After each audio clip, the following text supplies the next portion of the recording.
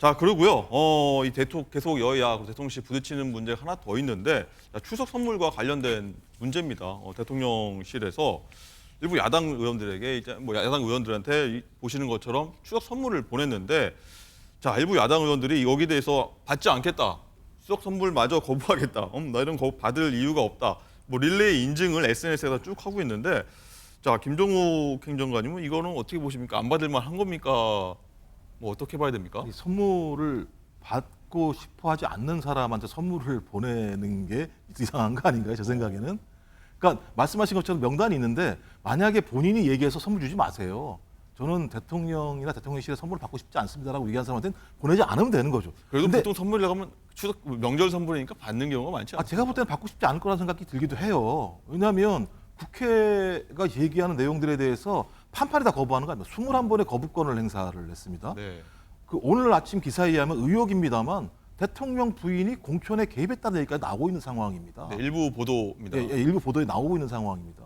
이런 상황들을 보면 대통령실 또는 대통령의 어떤 통치, 국정 운영 방향에 대해서 동의할 수 없는 상황인데 그가 주는 선물을 받는 것 자체에 대해서 저희 국민들이 싫어할 수 있다라고 판단하시는 저는 의원들이 있을 거라는 생각이 들어요. 예. 저는 그분들 같은 경우 공식적으로 요청을 해서 저 안 받겠습니다라고 얘기하면 안 보내시면 되는 거고요. 근데 그런 얘기도 안 하고 받아놓고 만약에 문제 제기한다면 그게 무슨 행동이냐라고 대통령이 비판하면 되는 문제인데 저는 이건 제가 볼 때는 저희가 무슨 논쟁할 제목은 분명히 아닌 것 같습니다. 하지만 왜 국회의원들이 대통령실의 명절 선물마저도 거부하려고 하는지에 대해서 그 선물이 오가는 내용이 중요한 게 아니라 왜 그런 상황까지 왔는지에 대해서 대통령실이 국정 운영의 중심이니까요.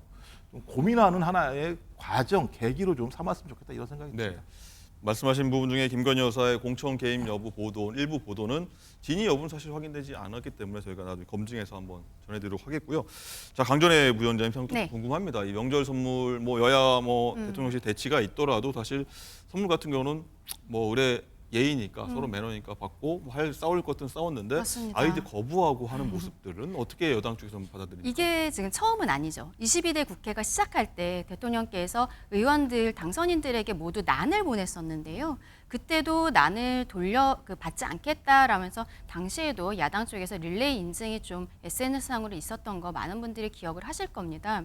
이러한 야당 의원들의 모습이 과연 협치를 향해 나아가고 있는 것인가 굉장히 의문이에요. 그동안에 21대 국회에서도 실상 여야 간의 극한 대치가 계속되어 왔었고 22대가 국회가 시작을 하면서 어쨌든 총선에서 국민의힘이 패배를 하였고 그때 대통령과 이재명 대표가 영수회담을 하지 않았었습니까? 그러면서 조금씩 물꼬를 트이고 가고 있는 상황. 최근에는 또 이재명 대표와 한동훈 대표가 여야 간의 대표 회담을 또 했잖아요.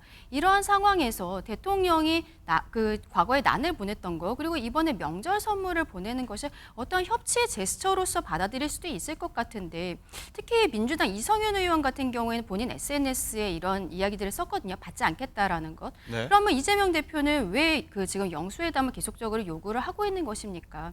이러한 부분들, 좀 정쟁화하는 부분들 그리고 개인 정치로서 SNS에 올리는 부분들이 조금은 정돈되어야 될 것 같다. 우리 국민들께서 이런 모습 별로 보고 싶어하지 않는다라고 말씀드리고 싶습니다. 네.